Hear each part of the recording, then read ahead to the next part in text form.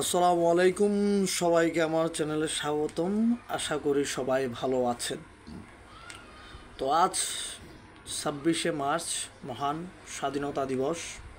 বাঙালির জাতীয় জীবনে খুবই গুরুত্বপূর্ণ একটি দিন। তো এই দিনে আমি আপনাদেরকে স্বাধীনতা সম্পর্কে কিছু সংক্ষিপ্ত আলোচনা করব আপনাদের সাথে।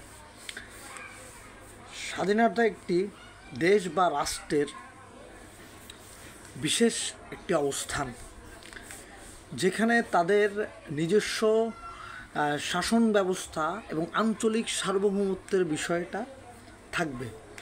স্বাধীনতার বিপরীত পরাধীনতা। আবার স্বাধীনতার বিভিন্ন রকমের রূপ আছে। ব্যক্তি স্বাধীনতা, সামাজিক স্বাধীনতা, রাজনৈতিক স্বাধীনতা, অর্থনৈতিক স্বাধীনতা বা জাতীয় স্বাধীনতা। বিশ্বের প্রায় প্রতিটা দেশ এই স্বাধীনতার জন্য সশস্ত্র যুদ্ধ এবং সংগ্রাম করেছে কম বেশি, কিন্তু বিশেষ কিছু দেশ যারা খুব বেশি রক্তক্ষয়ী সশস্ত্র সংগ্রামের মধ্য দিয়ে এই স্বাধীনতা অর্জন করেছে, যার মধ্যে বাংলাদেশ একটি। 1971 সালে আপনারা জানেন 26শে মার্চ থেকে আমাদের যে স্বাধীনতার ঘোষণা, তারপর থেকে 9 মাস রক্তক্ষয়ী যুদ্ধ, তারপর আমরা স্বাধীনতা অর্জন করি। তো 1776 সালে থেকে 1783 সাল আমেরিকা ব্রিটেনের বিরুদ্ধে এই সশস্ত্র সংগ্রাম করে স্বাধীনতা লাভ করে।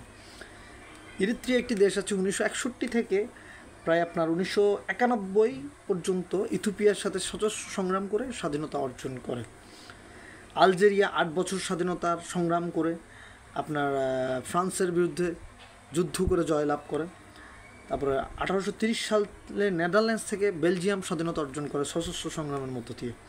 এবং 1818 সালে স্পেন চিলি থেকে স্বাধীনতা অর্জন করে। স্পেন থেকে চিলি স্বাধীনতা অর্জন করে, সাম্রাজ্যবাদী স্পেনের থেকে।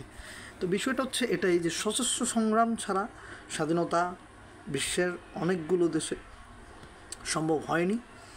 সশস্ত্র সংগ্রামের মধ্য দিয়েই এই স্বাধীনতা অর্জন করতে হয়েছে, অনেক রক্তক্ষয়ী যুদ্ধ, অনেক লাশের মধ্য দিয়ে।